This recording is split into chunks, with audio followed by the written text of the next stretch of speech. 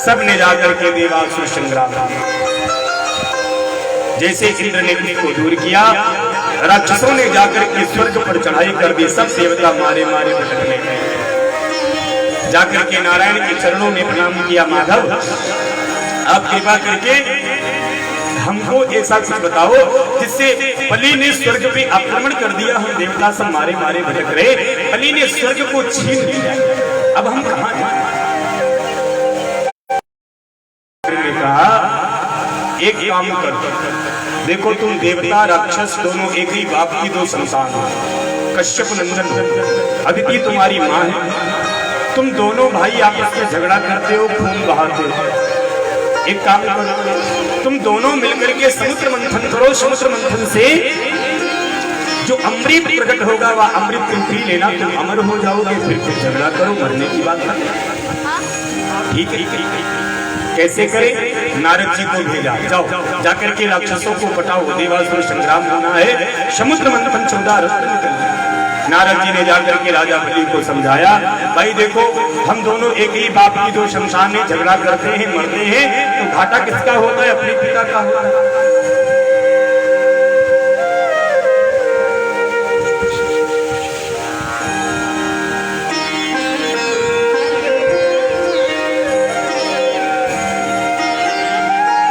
अरएभिः संध्योयः सतिकार्यार्थदूरवे अहिंसकवद्देव इहार्थं पदवी। जाकर के नारद जी ने बताया कि देखो भाई बलि, हम दोनों एक ही पिता की संतान में झगड़ा करते हैं, आपस में खून बहाते हैं, तो अपना ही वंश धीरे धीरे खत्म होगा। झगड़ा हम लोग बंद कर देते, कैसे होगा बंद? बोले हम दोनों मिलकर के अगर समुद्र मंथन करें, समुद्र मंथन से अमृत निकलेगा, हम दोनों भाई मिलकर के पी लेंगे, फिर कितने झगड़ा करो, किसी को मरना नहीं पड़ेगा। क्यों? अमृत पी के हम अमर हो। राक्षसों को लगा बात तो ठीक है, देवताओं का सहारा लेके हम मंथन करते, फिर अमृत निकलेगा तो चुरा कर अकेले पी लेंगे। देवताओं को भी लगा कि राक्षसों से अमृत निकलेगा, हम चुरा कर पी लेंगे। दोनों चालाक एक दूसरे को नीचा दिखाना चाहते, दोनों मिलकर के मंदराचल पर्वत को समुद्र में रखे, वासुकी नाम को भी रखे, मंथन करने लगे। तो मंदराचल पर्वत समुद्र की गहराई में नीचे जाने लगा, तो नारायण भगवान ने कच्छप रूप धारण किया और मंदराचल पर्वत नारायण ने अपने पृष्ठ भाग पे धारण किया। बोलिए कच्छप लक्ष्मी नारायण भगवान की जय, वृंदावन बिहारी लाल की जय। मंथन प्रारंभ हो गया, लेकिन समस्या ये उत्पन्न हुई कि वासुकी नाग का मुंह कौन पकड़े? अब सांप का मुंह कोई ऐसे तो नहीं पकड़ सकता। तो नारद जी ने सबके सामने कहा कि देखो भाई, लड़ाई झगड़ा अपनी जगह है, लेकिन सांप का मुंह होता है सबसे शुद्ध, सबसे पावन, पवित्र, इसलिए सब तो पवित्र देवता सांप के पवित्र मुंह को पकड़ेंगे। राक्षस तुरंत आगे, हटो हटो हटो, तुमने ऐसा कौन सा काम किया कि तुम पवित्र हो गए? हम पवित्र हैं, हम सांप का मुंह पकड़ेंगे। नारद जी ने कहा भाई झगड़ा क्यों करते हो? पकड़, अगर आदमी बुद्धिमान है तो वह सांप का भी मुंह पकड़ा सकता है किसी को।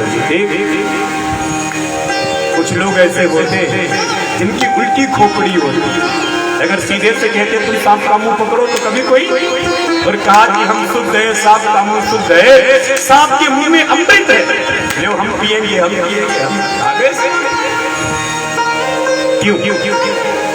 कुछ लोग होते हैं जो खोपड़ी की उल्टी होती है, उनको सीधी बात समझ में नहीं आती।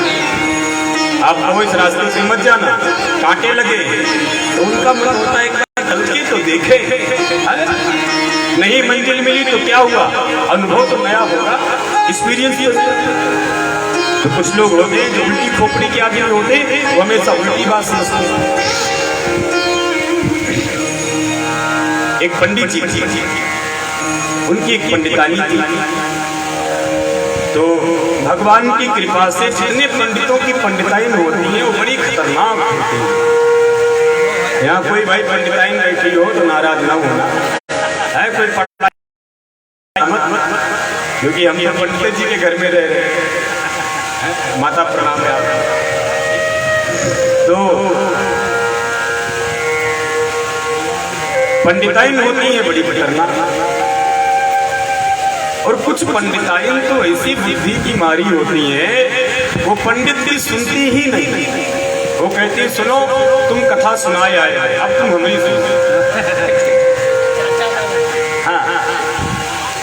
तो पंडित भी बेचारा थक जाता है कथा सुनाते सुनाते, तो कहता ठीक है तुम सुनाओ, हम जिसे मेरा दर खाली हो जाएगा 7वें दिन, तो हमको भी तो भरना पड़ेगा कथा। तो मेरी पंडिताई में इंतजार कर रही है। तो मैं निवेदन ये कर रहा हूँ कि कुछ लोग उल्टी खोपड़ी थी, एक पंडित जी की पंडिताई थी, वो हमेशा उल्टा सुनती थी। पंडित जी भी बड़े होशियार थे। पंडित जी का जिस दिन मन हो, पंडित जी कहे पंडिताई आज हमारा मन पनीर की सब्जी और पकौड़ी और पूड़ी खाने का हो रहा है, तो पंडिताई उस दिन मूंग की खिचड़ी बना के ले ले पाओ, क्योंकि वो उल्टी खोपड़ी की थी, हमेशा उल्टे काम करती। तो पंडित जी भी धीरे धीरे समझ गए, साथ में रहते रहते। तो पंडित जी को जिस दिन बढ़िया मालपुआ खाना हो, उस दिन कहे पंडिताई आज हमको मूंग की खिचड़ी बना दो। तो उसी दिन पंडिताइन बढ़िया पनीर की पकौड़ी अब बढ़िया कॉफी लेके ले पंडित जी उड़ा। पंडित जी भी कहे बड़ा मजा है भैया उल्टा सुनने में। जब भी कुछ करना हो, एक दिन पूरा गांव हरिद्वार निकल पड़ा स्नान करने। पंडित जी भी घर आए, बैठ गए सामने। पंडिताइन ने कहा क्या बात है? पंडित जी ने कहा देखो ये गांव के लोग कैसे, अरे घर घर में गंगा मैया है, नल में नहाओ शुद्ध हो जाओ। ये देखो सब गंगा जी जा रहे हैं हरिद्वार नहाने, हमारे दिमाग के परे, हम नहीं जाएंगे। पंडिताइन ने कहा हमारा मन है हम भी चलेंगे। पंडित जी ने कहा ठीक है, अच्छा सुनो हम चलेंगे दोनों जरूर गंगा जी स्नान करने, लेकिन ये सब लोग अपने अपने घर से बढ़िया माल में इतने हैं हम भी खाएंगे। पंडिताइन ने कहा नहीं ठीक है चल। सुबह सुबह 4 बजे हरिद्वार में दोनों की आंख खुली, दोनों हरि की पेढ़ी पे पहुंच गए स्नान करके। न जाने कैसे पंडित जी के मुंह से निकल गया पंडिताइन उंगी न नहाए, उंगी बड़ा गहरा है। वो तो हमेशा उल्टी चलती थी। पंडिताइन ने कहा तो हम जरूर नहाएंगे। वो एक गई तो उधर मुंह से ढूंढे नहीं मिली, बह गई। अब पंडित जी बड़ा दुखी रोने लगे, मेरी पंडिताइन बह गई, मेरी बहे गंगा मैया, हमरे पास तो हमारी पंडिताइन ही सब कुछ है। गोताखोर लोग कूद पड़े गंगा में ढूंढने के लिए, तो इधर धार थी उधर ढूंढने लगे। पंडित जी ने कहा उधर मत ढूंढो। क्यों? धार इधर बह रही तो इधर बह गई होंगी। बोले नहीं नहीं वो हमेशा उल्टी बहती थी, तो इधर ढूंढो, इधर धार उल्टी है। मतलब मेरा क्या है, बहुत से ऐसे लोग होते हैं जो सीधी बात उनके समझ में नहीं आती, सही बात उनके संपर्क में प्रकट नहीं हुई। अरएपि संध्योयां सतिकार्यार्थ गौरवे अहिमूषकवद्देव ह्यार्थं पदवीं गतो तेनागराज मामन्त्र्य फलभागेन वासुकी परवीर गिरो तस्मिन् नेत्रबन्धमुदान्विता नेत्रबन्धमुदान्विता नेत्रबन्धमुदान्विता। समुद्र मंथन प्रारंभ हो गया, उसमें कई प्रकार के रत्न निकले, सबको सब कुछ प्रदान किए गए। अंत में हलाहल विष निकल गया। अब विष को देख करके सब घबराए, दौड़ पड़े, कौन इस विष को ग्रहण करे। सबने जाकर के भोलेनाथ की स्तुति गाई, बाबा आप ये विष ग्रहण करें तो संपूर्ण संसार का अंधकार नष्ट हो जाए। भोले बाबा ने भी माधव का स्मरण किया और अपनी अंजलि का स्पर्श किया कि देव देव जति महादेव भूतात्मन भूत भावनः त्राहिनाश्चरणापन्न त्रैलोक्य दहनाधीशा त्वमेकः सर्वजगता ईश्वरो बन्धमोक्षयो तं त्वार्चन्ति कुशला प्रपन्नाति हरिं सब देवता भगवान भोलेनाथ की स्तुति करते हैं। प्रभु अगर आपने विषपान नहीं किया तो या फिर संपूर्ण संसार को जला करके भस्म कर सकते। तुम सप्तयो निर्जिगदात्मनः प्राणेन्द्रियाद्रव्य गुण स्वभाव कालक्रतु शक्तिमृतं च धर्म वैयक्षरम।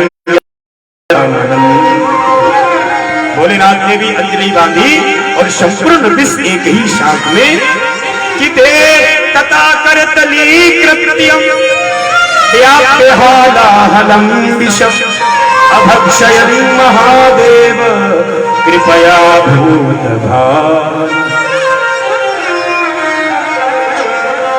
तथापि दर्शयामास स्ववीर्यं जलकल्मषः यच्चकार गले नीलम तच्च साधुर्विभूषण। बोले बाबा जहर पी तो गए पर पीने के बाद आया कि अंदर तो मेरे प्रभु की झांकी है, अगर ये विष अंदर जाएगा तो झांकी गड़बड़ हो जाएगी और अगर विष बाहर निकला तो संसार को जला के राख कर देगा। क्या करूं, न अंदर कर सकता हूं न बाहर। तो बाबा ने कृपा करके संपूर्ण विष अपने कंठ में धारण कर लिया। इसलिए बाबा का रंग कैसा हो गया, उनका कंठ नीला पड़ गया। तो नीले कंठ वालों को भक्तों ने एक नाम दे दिया। बोले नीलकंठ महादेव की जय, भगवान की जय। बोले बाबा कैसे है, बोले बाबा का रूप रंग कैसा है आपको पता है कैसा है? मैं बताऊं, मेरे साथ बोल। कर्पूर गौरम करुणावतारम, ऐसे ही बाबा कपूर से भी ज्यादा गोरे। कर्पूर गौरम करुणावतारम संसार सारम भुजगेहारम सदा वसंतम हृदयारविंदे भवं भवानी सहितं नमामि भवं भवानी सहितं नमामि। बाबा कपूर से भी ज्यादा गोरे हैं, लेकिन भोलेनाथ ने जब विषपान किया तो उनका कंठ नीला पड़ गया। ऐसे कृपालु बोले बाबा के गले में क्या है आप लोग बताइए। भोले बाबा के गले में क्या है, क्या है, क्या है? नहीं सुनाई पड़ा। सांप।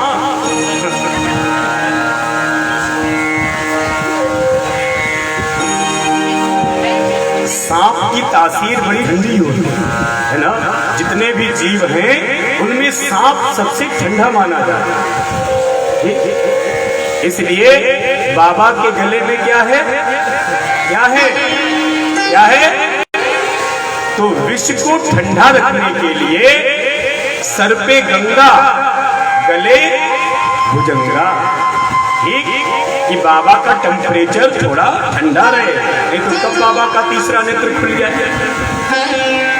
तो इसलिए बाबा के गले में क्या है, विष। क्या है, विष है, गले में है तो विष, लेकिन जब बोलते हैं तो अमृत निकलता है। अमृत कैसे निकलता है? हर सी सुधासम गिरा उचारी, हर सी सुधासम गिरा उचारी।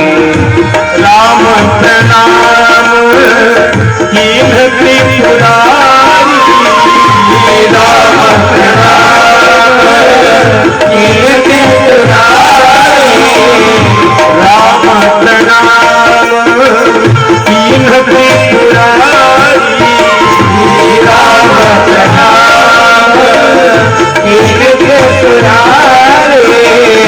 नाम प्रभाव जवन शिव को, नाम प्रभाव जवन शिव को, काल टूटे फल दिया हमी को।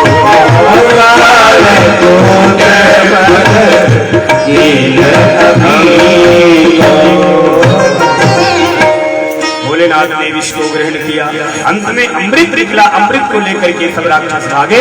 भगवान ने मोहिनी रूप धारण करके राक्षसों को मोहित किया।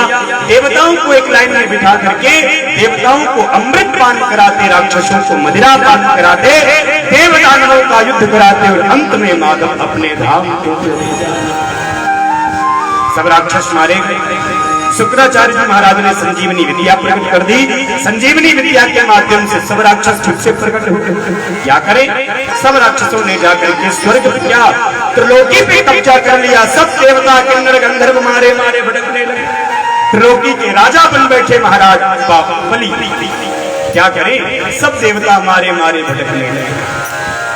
पुत्र पे अगर कोई संकट आता है तो सबसे पहले मां दुखी होती है। अगर बालक के ऊपर कोई भी संकट है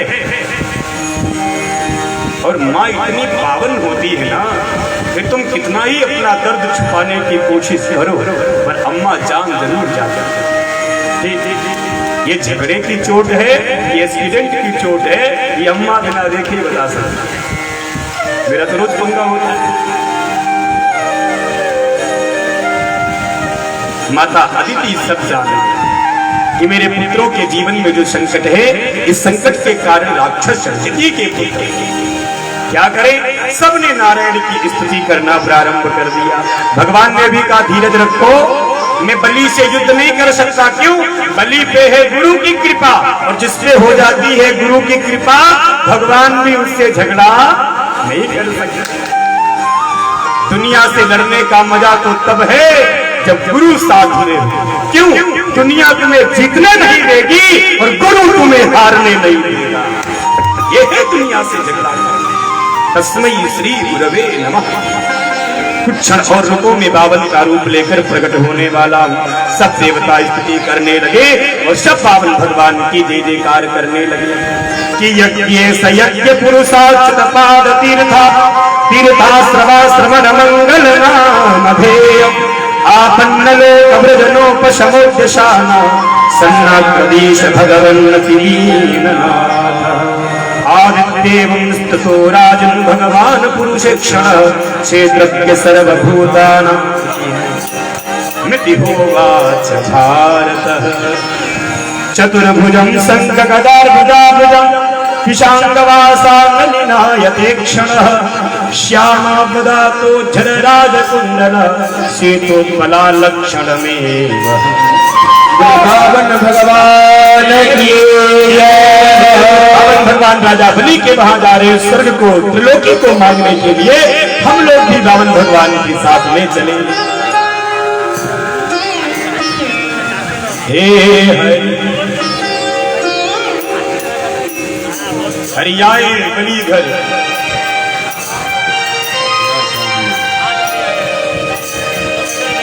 अरे पाहुना पाहुना पाहुना पाहुना पाहुना पाहुना पाहुना पाहुना हरि आए बलि घर पाहुना हरि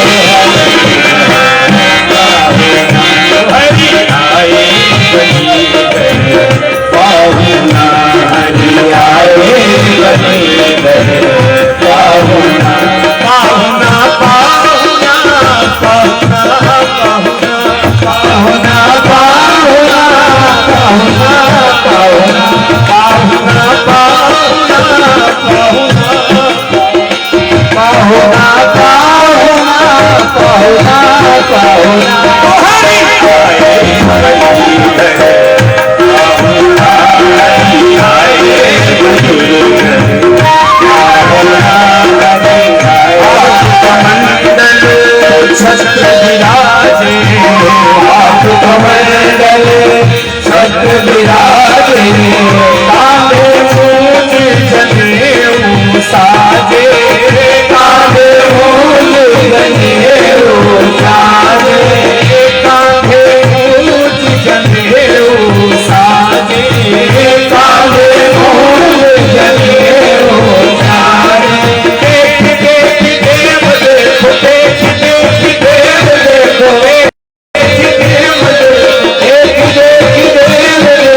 मन मन भावना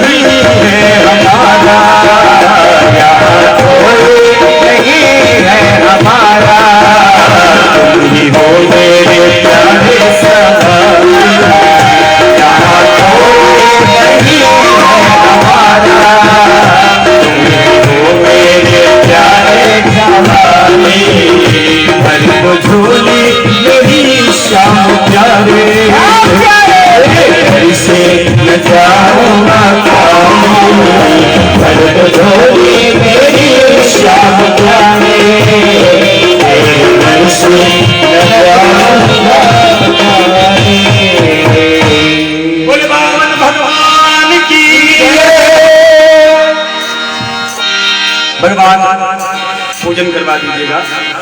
भगवान बावन का पूजन हो रहा है, तो बावन भगवान राजा बलि के घर में आए हैं। हम लोग भी आप सबके पास आए हैं। मैं निवेदन करता चलूं कि प्रतिदिन आपको बताया जा रहा है कि नैमिषारण्य में एक भवन का निर्माण हो रहा है गुरुदेव भगवान के। उसमें जो भी भक्त जिस प्रकार का भी दान सहयोग करना चाहे वो व्यासपीठ से रसीद प्राप्त कर सकते हैं। श्री राधा माधव केशवानंद गौ सेवा संस्थान का निर्माण कार्य 11 रुपया, 21 रुपया, 101 रुपया, 501 रुपया, 1100 रुपया, यहाँ तक 1 रुपये की भी रसीद कटेगी। तो आप जो भी भक्त महापुरुष गुरुदेव भगवान की उस दिव्य पावन कार्य में अपना सहयोग करना चाहते हैं, वो व्यासपीठ से अपनी रसीद ले सकते हैं, अपना नाम यहाँ सूची में दर्ज करा सकते हैं। 11, 51, 21, 501 रुपया देकर आप नैमिषारण्य में अपने पूर्वजों के नाम से एक नवीन भवन का निर्माण कर सकते हैं, जो हमेशा के लिए आपका होगा।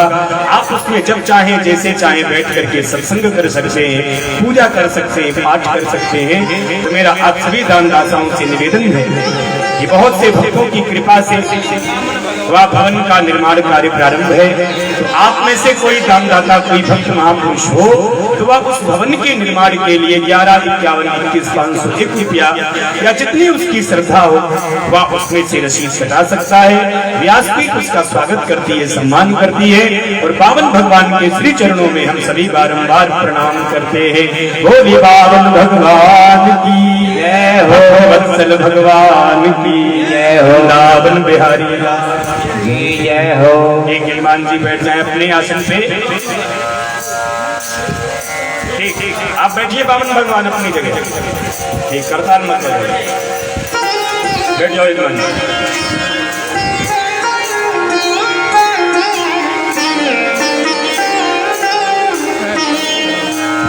पावन भगवान का पूजन। पावन भगवान राजा बलि के दरवाजे पर खड़े हैं। राजा बलि ने भगवान से कहा, प्रभु आप मांगिए, मैं आपको क्या दे दूं। भगवान ने कहा, मुझे कुछ नहीं चाहिए। बलि ने कहा, मेरे दरवाजे पर जो आ जाता है वो खाली हाथ नहीं जाता। आप बताओ मैं आपको क्या दूं। आपको कुछ तो चाहिए होगा, आप ले सकते हो। भगवान ने कहा, मुझे कुछ नहीं चाहिए। क्यों नहीं चाहिए? क्योंकि मैं अकेला हूं। बलि ने कहा, तुम्हारी शादी करवा दूं, पंडिताई ना जाएगी तब तो मांगोगे। भगवान ने कहा, राजन शादी मत करवाओ, बाद में रोना पड़ेगा।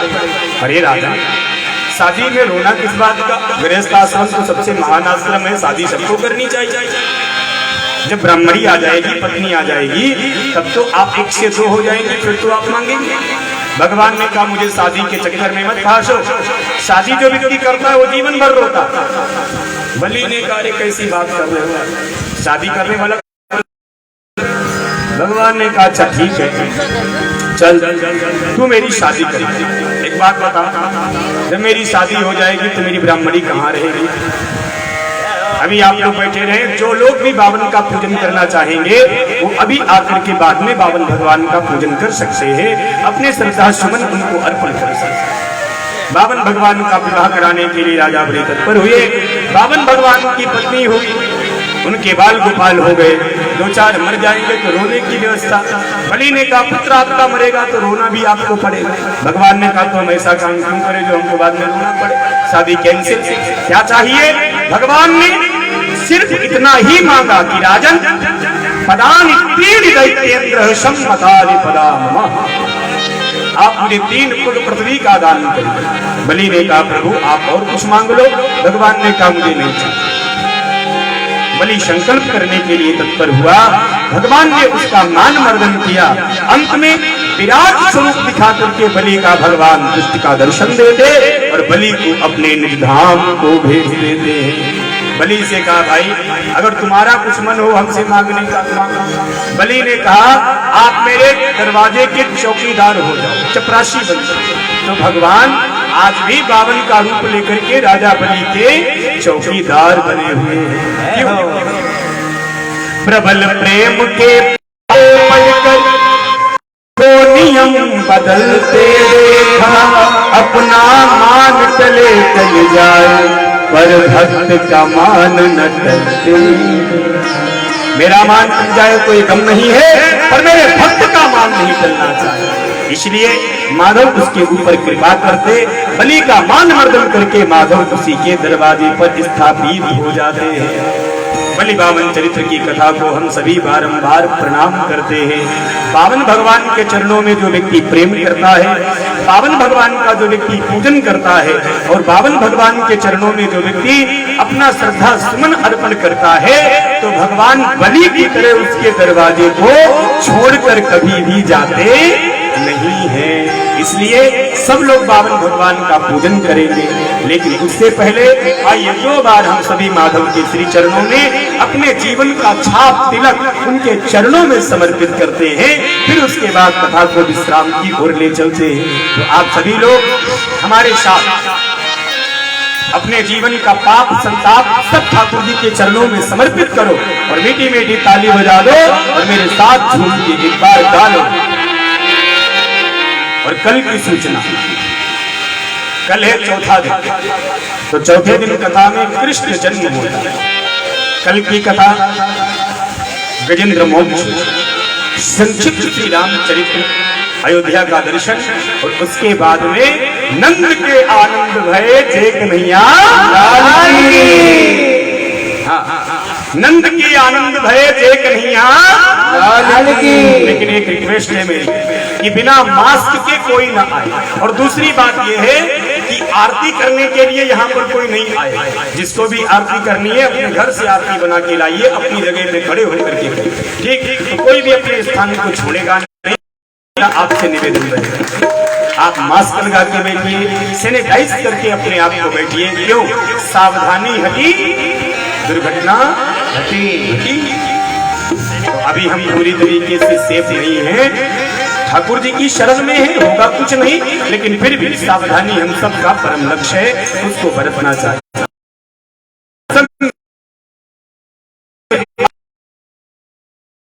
सब ठाकुर जी के चरणों में छाप तिलक सब ठाकुर जी को अर्पण कर दो। तुम्हारे पास केवल भक्ति बचे, उसी से जीवन को आनंदित कर दो।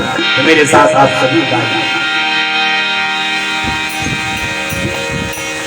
अरे छाप तिलक सब छीनी रे मुझसे नैना मिलेंगे। छाप तिलक सब छीनी रे मुझसे नैना मिलेंगे। छाप तिलक सब छीनी रे मुझसे नैना मिलेंगे। छाप तिलक सब छीनी रे मुझसे नैना मिलेंगे। नैना मिलाइए मुझसे नैना मिलाइए, नैना मिलाइए मुझसे नैना मिलाइए, नैना मिलाइए मुझसे नैना मिलाइए, नैना मिलाइए मुझसे नैना मिलाइए।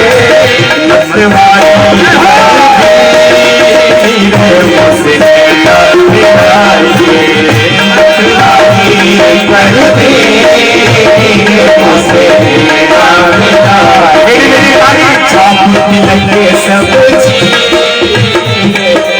नैना मिलाइए।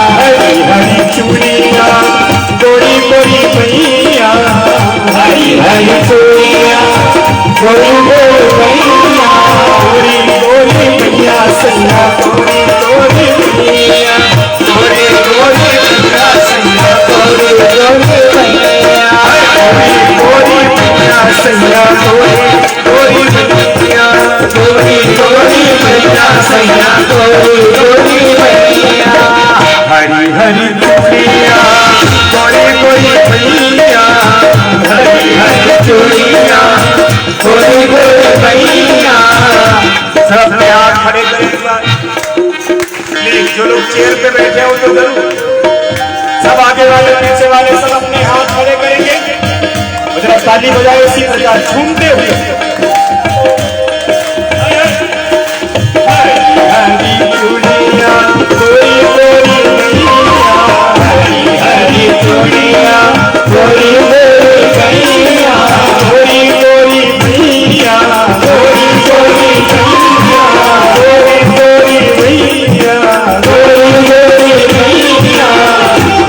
हरी चूड़िया गोरी गोरी भैया, हरी हरी चूड़िया गोरी गोरी भैया। और हाथ खड़े करिए सभी लोग, जिन्हें वृंदावन जाना है, जिन्हें बिहारी जी को जाना है वो हाथ खड़े करें। हरी हरी चूड़िया गोरी गोरी भैया, बाह पकड़ के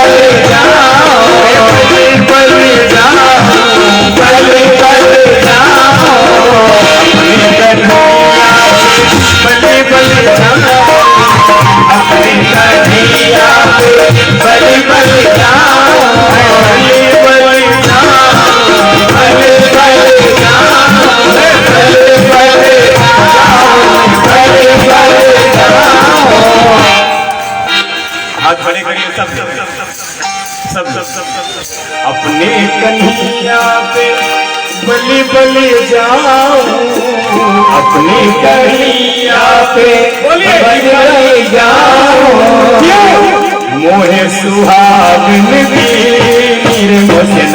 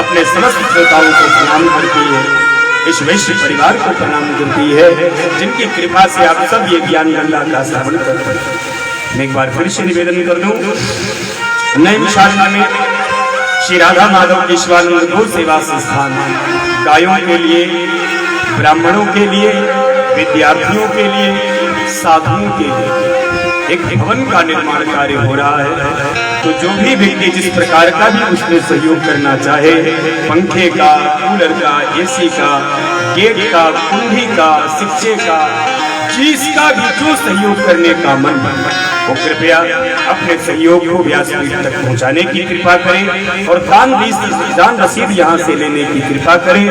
ऐसी मेरी प्रार्थना है कि आप सभी नैमिषारण्य में अपने पूर्वजों के नाम से एक भवन का निर्माण जो हो रहा है उसमें आप सब सहयोग करेंगे और आप सबके पितरों के लिए वो भवन निर्माण कार्य होगा जिसमें आप हमेशा कभी भी आकर के भजन कर सकते हैं, जिसमें बैठ करके आप स्वाध्याय कर सकते हैं। आपका कोई भी प्रिय जाकर के वहाँ उस सुख सुविधा का लाभ ले सकता है। तो आप जो भी महान पुरुष दानदाता बनना चाहते हैं, नैमिषारण्य में बन रहे भवन का निर्माण कार्य उसमें जिस भी प्रकार का आप कोई भी सहयोग करना चाहते हैं, आप व्यासपीठ को अपना सहयोग अर्पण कर सकते हैं। व्यासपीठ से आप रसीद ग्रहण कर सकते हैं। 501, 1100, 11,051 ये रसीद आप कटा के आप बड़भागी बन सकते हैं। मेरी प्रार्थना आपसे है, आइए इस कथा को विश्राम दें, उससे पहले हम प्रार्थना कर ले। प्रार्थना आरती पुष्पांजलि के द्वारा प्रस्थान करें। कल ठीक 3:30 बजे से कथा प्रारंभ हो जाएगी और कल हमारे नंदलाल का जन्म उत्सव होगा। तो आप सभी वृक्ष की गोपी बनी के आए। ओके, शर्त ये है कि कोई काला कपड़ा पहन के मत आए। ठीक, अब किसी के पास काले कपड़े हो तो क्या करेंगे, तो वो आ जाए भले काला कपड़ा पहन के। ठीक, वो कह दे कपड़े नहीं तो हम जाएंगे नहीं, ऐसा नहीं, वो आ सकता है। आप सब पीले पीले पहन के आओ, वृक्ष की गोपी बन जाओ, नंदलाल यही पे प्रकट हो जाएंगे। आप इसी को गोकुल गांव बना दो। ठीक, वैसे भी मधुबन तो बने हुए हैं, मधुबन में सब गोपी रास कर रही है, नृत्य कर रही कन्हैया के साथ में, तो कथा का माहौल तो रोज महाराज जैसा बन जाता है। ठीक, मैं आनंद भी ले रहा हूँ कथा का, आप भी आनंद ले रहे हैं। तो आप सभी कल पीले पीले वस्त्र पहन के आएंगे और कोई भी कल खाली हाथ मत आना। ठीक, कोई भी किसी के हैप्पी बर्थडे में जाता है, जन्मदिन में जाता है, तो खाली हाथ न खाली हाथ आना है न खाली हाथ जाना है। यहाँ कुछ लेके आना है और यहाँ से कुछ लेके जाना है। ठीक, तो ठाकुर जी के लिए वस्त्र, ठाकुर जी के लिए आभूषण, ठाकुर जी के लिए श्रृंगार, तो ठाकुर जी विद्यमान है सामने। ठाकुर जी के लिए जो वस्त्र आपको प्रिय लगती हो आप ला करके ठाकुर जी को अर्पण करें। ठीक, और ठाकुर जी को जो चीज अर्पण होती है वो 10 गुना बढ़ जाती है। ऐसी भी प्राथमिकता है। तो आप सभी लोग यहाँ पर आए, आपको प्रणाम है। आज गोसाईगंज से कुछ लोग पधारे हैं, व्यासपीठ उनको प्रणाम करती है, वंदन करती, अभिनंदन करती।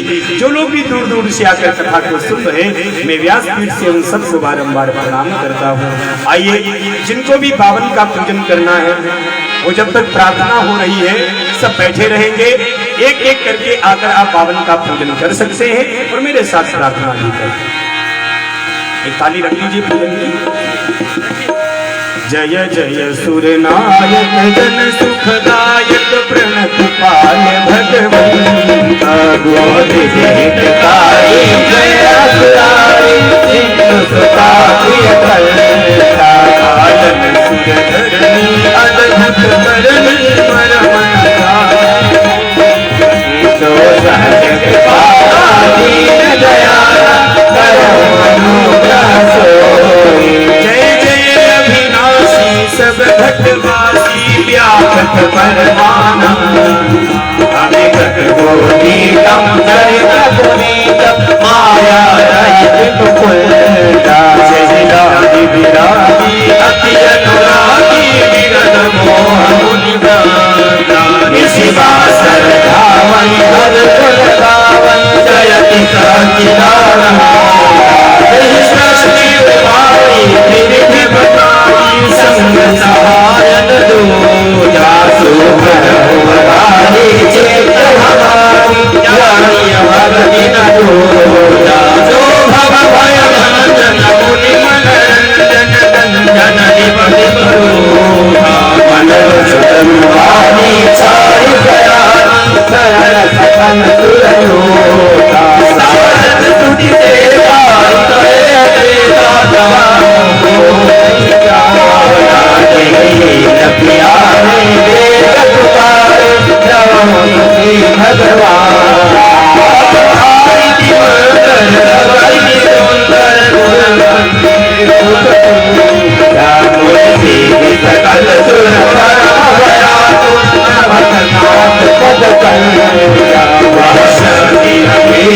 भगवान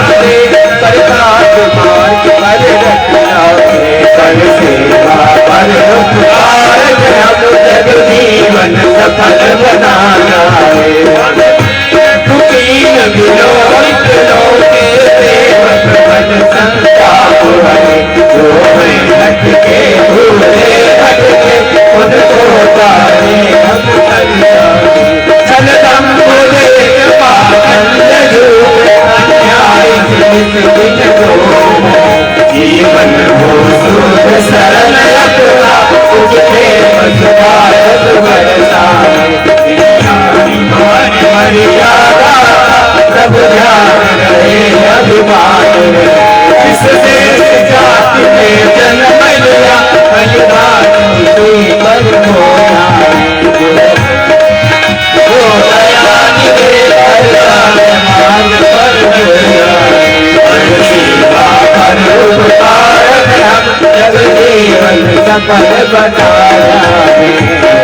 ध्यान मूलम गुरुर्गुणी पूजा मूलम गुरुपदम मंत्र मूलम गुरुवाक्यम मोक्ष मूलम गुरुकृपा। सर्वे भवन्तु सुखिनः सर्वे सन्तु निरामयाः सर्वे भद्राणि पश्यन्तु मा कश्चित् दुःखभाग् भवेत्। बोले भगवान सच्चिदानंद की जय हो। हिंदू सनातन धर्म की जय हो। सभी लोग बड़े श्रद्धा भाव के साथ सुनिए, आप सभी अपने स्थान पर इसी प्रकार बैठे रहे, कोई भी अपनी जगह से खड़ा नहीं होगा। केवल हमारे प्रधान यजमान आरती करेंगे खड़े होकर। आप सब मानसिक रूप से बैठे बैठे ही आरती का दर्शन करें। ठीक, थोड़ा सोशल डिस्टेंसिंग बहुत जरूरी है। मेरे यजमान जी आरती लें। आप सभी चाहे तो अपने स्थान पे खड़े हो सकते हैं, लेकिन आगे कोई मत आना। सब अपनी जगह पे खड़े हो जाओ धीरे से आरती में। ठीक, लेकिन आगे कोई मत आना। ठीक, राधे। ओम चंद्रमा मनसो जात सूर्योदयाय आयुष्य प्राण से मुखाग्निरजायत। आरती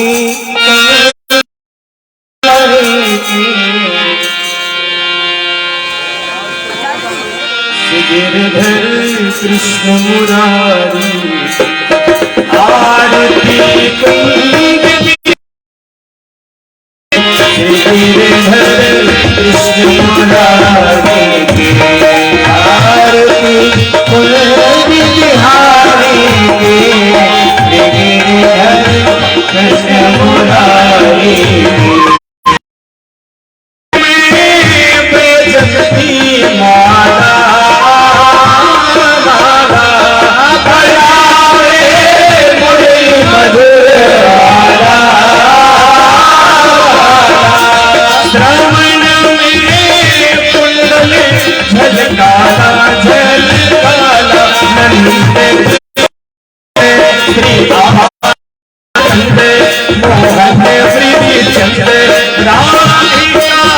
रमन बिहारी कृष्ण मुरारी आरती बिहारी कृष्ण मुरारी।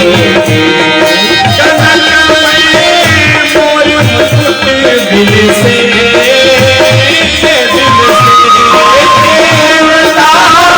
दर्शन को करते